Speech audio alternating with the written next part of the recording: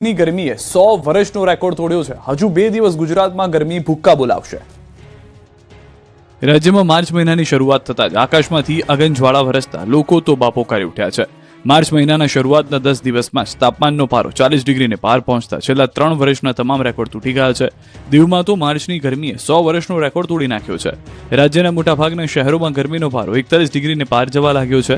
ત્યારે હવામાન વિભાગે હજુ 2 દિવસ સમગ્ર ગુજરાતમાં માથાફાડ ગરમીની આગાહી કરી છે। રાજકોટ અને સુરેન્દ્રનગરમાં ગરમીનું રેડ એલર્ટ આપ્યું છે, જ્યારે 18 જિલ્લાઓમાં ઓરેન્જ એલર્ટ અપાયું છે। અમદાવાદની વાત કરીએ તો અમદાવાદમાં આજે ગરમીનો પારો 42 ડિગ્રીએ પહોંચ્યો। દિવસે આખરી ગરમીનો સામનો કરનાર અમદાવાદવાસીઓને રાત્રે પણ રાહત નહીં મળે। હવામાન વિભાગે આજે વોર્મ નાઇટનું એલર્ટ પણ આપ્યું છે। દરિયાકાંઠાના વિસ્તારોમાં 13 માર્ચ સુધી દરિયાના ગરમ અને ભેજવાળાનું વાતાવરણ રહેવાની શક્યતા છે। સાથે જ ઉત્તર પશ્ચિમ દિશાથી 15 થી 20 કિલોમીટર પ્રતિ કલાકની ઝડપે પવન ફૂંકાશે। 2 દિવસ બાદ ગરમીથી થોડી રાહત મળી શકે। 12 मार्च के लिए हम लोग ऑरेंज वार्निंग दिए हैं। सौराष्ट्र कच्छ में ऑरेंज वार्निंग में जो डिस्ट्रिक्ट राजकोट और सुरेंद्रनगर है ऑरेंज वार्निंग में, और येलो वार्निंग में आ रहा है कच्छ, मोरबी, पोरबंदर, जूनागढ़ और अमरेली।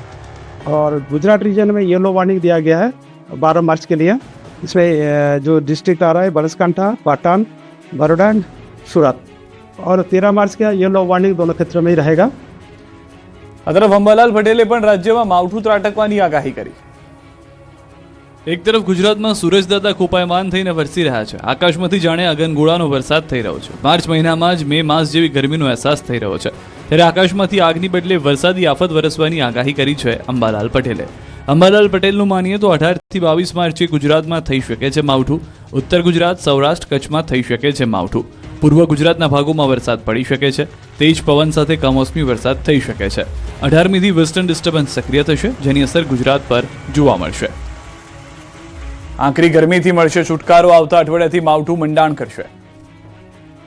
કાળઝાળ ગરમીમાં શેકાતા લોકો માટે રાહતના સમાચાર આવ્યા છે। આવતીકાલથી જ ધીમે ધીમે સૂરજદાદાનો પ્રકોપ ઘટતો જશે અને ગુજરાતના વિવિધ ભાગોમાં ફરી એકવાર તાપમાનનો પારો 35 થી 36 ડિગ્રીની આસપાસ પહોંચી શકે। હવામાન નિષ્ણાંત અથર્યા શેટ્ટીએ આગાહી કરી છે કે પંખો ફરતો ફરતો દરિયામાં ગયો હોવાથી હવે ગરમી ઘટશે। अभी अगर हम देखेंगे तो आज से ही थोड़ा 1-2 डिग्री तापमान में घट देखने मिलेगा हमें आज शाम तक। और मतलब यानी जो आज का आंकड़ा होगा वो कल की जितना ऊंचा नहीं होगा कई जगहों पे। और फिर हम देखेंगे कि अगले 3-4 दिन में यानी खास करके शनिवार तक धीरे धीरे तापमान में कमी देखने मिलेगी।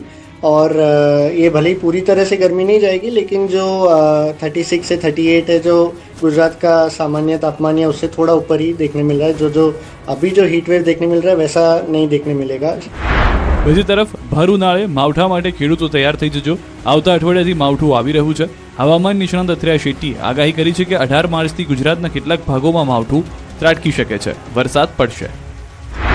तो अभी एक ऐसा खतरा मंडरा रहा है लगभग 18 मार्च के आसपास, यानी अभी अगले हफ्ते के अंत तक ही हमें कुछ जगहों पे फिर से एक बार बेमौसमी बारिश देखने मिल सकती है। एटमॉस्फेयर में हलचल होगी, नमी रहेगी और जो दिन की गर्मी तो होती है वो रहेगी। तो इन सब के कारण हल्की बारिश कुछ जगहों पे अगले हफ्ते के अंत तक हमें देखने मिल सकती है। અમદાવાદમાં એવી ગરમી પડી કે ડામરને ઓગાળી દીધો। ગુજરાતમાં આકાશમાંથી આગના ગોળા વરસી રહ્યા છે। એમાં પણ અમદાવાદમાં તો ગરમીએ એવો રંગ બતાવ્યો કે ડામર ઓગાળી દીધો। શહેરના તનમન ચોકડી અને માધવ સ્કૂલ પાસે ભારે ગરમીના કારણે રસ્તા પર ડામર ઓગળ્યો। માત્ર 1 મહિના પહેલા બનાવવામાં આવેલા નવા રોડની હાલત કથળી ગઈ। 1.5 કિલોમીટરના માર્ગ ઓગળી જતા રાહદારીઓના બૂટ ચંપલ ચોંટી ગયા। લોકો રોડ પર ચાલવા જતા તેમના ચંપલ ચોંટી ગયા। ખોખરા અને વસ્ત્રાલમાં પણ રોડ ઓગળી ગયા। આ તરફ અંકલેશ્વરમાં પણ ભારે ગરમીના કારણે ડામર ઓગળી ગયો। શહેરના સ્ટેશન વિસ્તારમાં આવેલ આઇકોનિક રોડ પર ગરમીના કારણે ડામર પીગળતા કચરો અને ધૂળ મોટી માત્રામાં ચોંટતા વાહન ચાલકોને ભારે મુશ્કેલીનો સામનો કરવો પડ્યો। ગરમી વધતા હવે સ્કૂલોમાં દર 1.5 કલાકે પાણી પીવાનો બેલ વાગશે। બપોરે 4 કલાક બાંધકામ સાઇટ બંધ રાખવી પડશે। એએમસીએ જાહેર કર્યા નિયમો। ગુજરાતમાં ઉનાળાના પ્રારંભે જ કાળઝાળ ગરમીએ રૌદ્ર સ્વરૂપ ધારણ કર્યું છે, જેમાં માર્ચ મહિનાના શરૂઆતના 10 દિવસમાં જ તાપમાનનો પારો 40 ડિગ્રીને પાર પહોંચતા છેલ્લા 3 વર્ષના તમામ રેકોર્ડ તૂટી ગયા છે। હવામાન વિભાગે આગામી 16 માર્ચ સુધી રાજ્યમાં આકરી ગરમી અને હીટવેવની આગાહી કરતા એએમસી એક્શનમાં આવી ગયું છે। વધતી ગરમી અને હીટવેવને ધ્યાનમાં રાખીને અમદાવાદ કોર્પોરેશને હીટ એક્શન પ્લાન તૈયાર કર્યો છે। Urban health centre, bus stand અને બીઆરટીએસ સ્ટોપ સહિતના 300થી વધુ સ્થળો પર પાણી અને ઓઆરએસની વ્યવસ્થા કરાઈ છે। એએમસીના હેલ્થ સેન્ટર અને શેલ્ટર હોમ્સમાં પણ ઓઆરએસ ઉપલબ્ધ રહેશે। હીટવેવ માટે સરકારી હોસ્પિટલમાં વિશેષ વ્યવસ્થાઓ તૈયાર રાખવામાં આવી છે અને ગાયનેક વોર્ડમાં એસીની વ્યવસ્થા કરાઈ છે. કન્સ્ટ્રક્શન સાઇટ પર કામ કરતા મજૂરો માટે બિલ્ડર્સને ખાસ સૂચનાઓ આપવામાં આવી છે. દર 2 કલાકે 15 મિનિટનો બ્રેક આપવા અને બપોરે 1 થી 4 વાગ્યા સુધી કામ ન કરાવવાની સૂચના અપાઈ છે. એટલું જ નહીં, આશા વર્કર દ્વારા ઘરે ઘરે જઈ ગરમીથી બચવા અંગે જાગૃતિ ફેલાવવામાં આવશે. શહેરના ગાર્ડન સવારે 6 થી રાત્રે 11 વાગ્યા સુધી ખુલ્લા રાખવામાં આવશે. સાથે જ બપોરના સમયે લગભગ 70 જેટલા ટ્રાફિક સિગ્નલ પણ બંધ રાખવા સૂચના અપાઈ છે. ગરમી વધતા લીંબુના ભાવ ખટાશ પકડી ચૂક્યા છે. ઉનાળાના પ્રારંભે 10 દિવસમાં 4 ગણી કિંમત વધી. ગુજરાતમાં ગરમી જામતા જ ગરમીથી રાહત આપતા લીંબુના ભાવે બરાબરની ખટાશ પકડી છે. ગરમીના વધતા પ્રકોપ વચ્ચે શહેરના માર્ગો પર લીંબુ શરબત, શિકંજી, લીંબુ સોડા અને શેરડીના રસ જેવા ઠંડા પીણાના સ્ટોલ તથા લારીઓની સંખ્યામાં મોટો વધારો જોવા મળી રહ્યો છે. જેને લઈને લીંબુની માંગમાં થયેલા અચાનક વધારાને કારણે સામાન્ય રીતે એપ્રિલમાં જોવા મળતો ભાવ વધારો આ વર્ષે માર્ચમાં જ જોવા મળી રહ્યો છે. હાલ જમાલપુર એપીએમસીમાં લીંબુનો જથ્થાબંધ ભાવ પ્રતિ કિલો 90 થી 120 રૂપિયા છે, જ્યારે છૂટક બજારમાં આ ભાવ સીધો બમણો થઈને 250 રૂપિયા સુધી પહોંચી ગયો છે. ઉનાળાના પ્રારંભે લીંબુ અગાઉ 60 થી 80 રૂપિયા મળતા હતા, તેના ભાવ માત્ર 10 દિવસમાં વધીને 250 રૂપિયા સુધી પહોંચી ગયા. મહત્વનું છે કે વર્ષ 2024-25ની સરખામણીએ વર્ષ 2025-26 દરમિયાન જમાલપુર યાર્ડમાં લીંબુની વાર્ષિક આવક 31,000 ક્વિન્ટલ વધીને કુલ 1.75 લાખ ક્વિન્ટલ થઈ હોવા છતાં ભાવમાં તોતિંગ વધારો જોવા મળી રહ્યો છે. અમદાવાદના બજારમાં લીંબુનો 50% જથ્થો ભાવનગર અને પાલિતાણા સહિત સૌરાષ્ટ્રના વિસ્તારોમાંથી આવે છે, જ્યારે બાકીનો 50% જથ્થો મદ્રાસ, હૈદરાબાદ અને મહારાષ્ટ્ર જેવા દક્ષિણ ભારતના રાજ્યોમાંથી મંગાવવામાં આવે છે. સામાન્ય રીતે ગુજરાતમાં મે જૂનથી જાન્યુઆરી સુધી લીંબુની સિઝન હોય છે, પરંતુ આ વખતે મહેસાણાના પ્રખ્યાત લીંબુની આવક ઓછી થઈ છે. વેપારીઓના જણાવ્યા મુજબ હાલ બજારમાં 50% તાજા અને 50% કોલ્ડ સ્ટોરેજના લીંબુનું વેચાણ થઈ રહ્યું છે. આવક ગત વર્ષ કરતાં 20% વધી હોવા છતાં ભાવમાં થયેલા તોતિંગ વધારો સામાન્ય જનતા માટે આઘાતજનક સાબિત થયો છે. આ તરફ લીંબુના આસમાને પહોંચતા અમદાવાદમાં ભાવને લઈને લીંબુની ચોરી થઈ ગઈ છે. કાળઝાળ ગરમીના કારણે હાલ લીંબુના ભાવ આસમાને પહોંચી ગયા છે, ત્યારે લીંબુ લાવ થઈ રહ્યા છે. લીંબુ ખરીદવા ગરીબ લોકો માટે હવે કિંમતી વસ્તુ ખરીદવા જેવું થઈ ગયું છે. અમદાવાદમાં લીંબુની ચોરીનો અજીબો ગરીબ કિસ્સો સામે આવ્યો. વધતા ભાવ વચ્ચે લીંબુની ચોરી થતા ખળભળાટ મચી ગયો. સાયલાથી લીંબુ વેચાણ માટે આવેલા ખેડૂતના લીંબુ અમદાવાદથી ચોરાયા.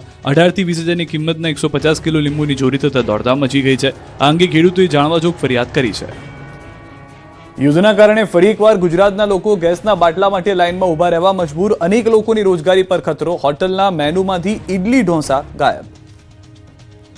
મિડલ ઇસ્ટમાં શરૂ થયેલા યુદ્ધના કારણે ગુજરાતમાં ધંધા પર માઠી અસર પહોંચી છે. ગુજરાતમાં કમર્શિયલ સિલિન્ડરનો ઉપયોગ કરતા રેસ્ટોરન્ટ અને લારીવાળાઓની મુશ્કેલીમાં પણ રાતોરાત વધારો થયો છે.